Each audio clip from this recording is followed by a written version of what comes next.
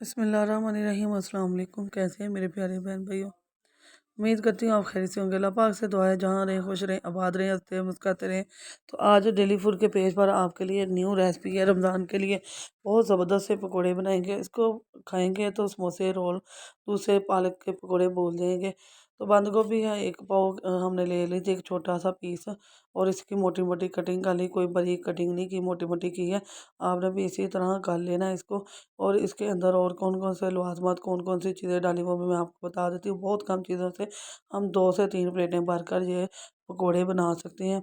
एक आलू ले लिया था बड़े साइज़ का, ये देखें, और कद्दूकश कर लिया। प्याज 2 बड़े साइज़ के लिए था, 2 बस मिर्चें ली थी और इन्हें चॉप कर लिया। मिर्चों को प्याज को कटिंग कर लिया जैसे नॉर्मल हंडी में कट कर डालते हैं।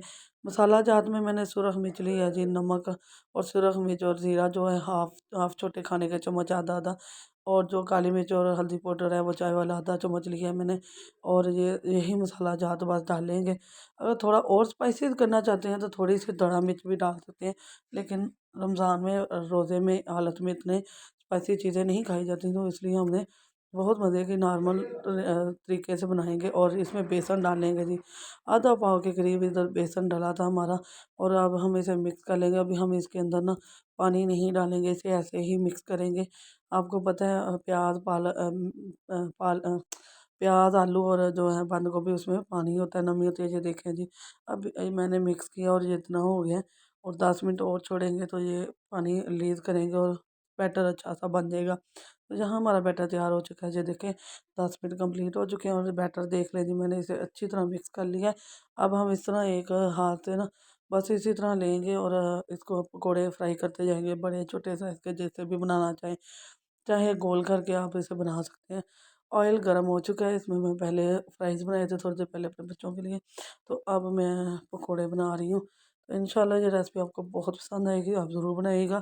और झटपट बनने वाली है, बहुत जल्दी से ये रेसिपी बन जाएगी, कोई टाइम नहीं लगता।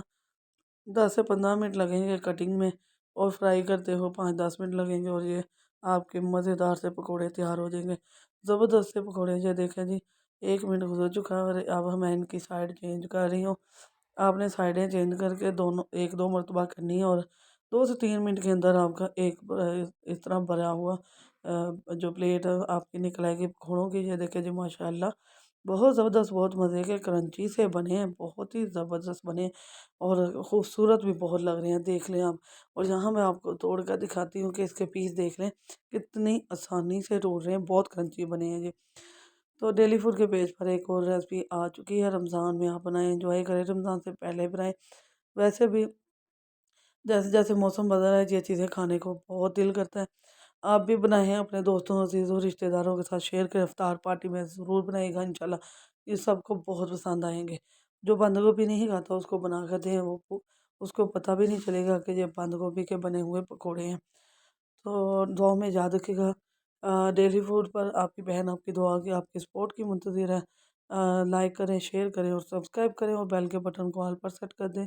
इससे आने वाली वीडियो का नोटिफिकेशन सबसे पहले आपको मिलता है। डेली फूड पर इंशाल्लाह सस्ती और आसान और म्यारी चीज़ें आपके सामने पेश की जाएंगी इंशाल्लाह। आप दुआ में याद रखिएगा। अल्लाह पाक आपको खुश रखे, आबाद रखे, हंसते मुस्कुराते हैं। अल्लाह हाफिज़।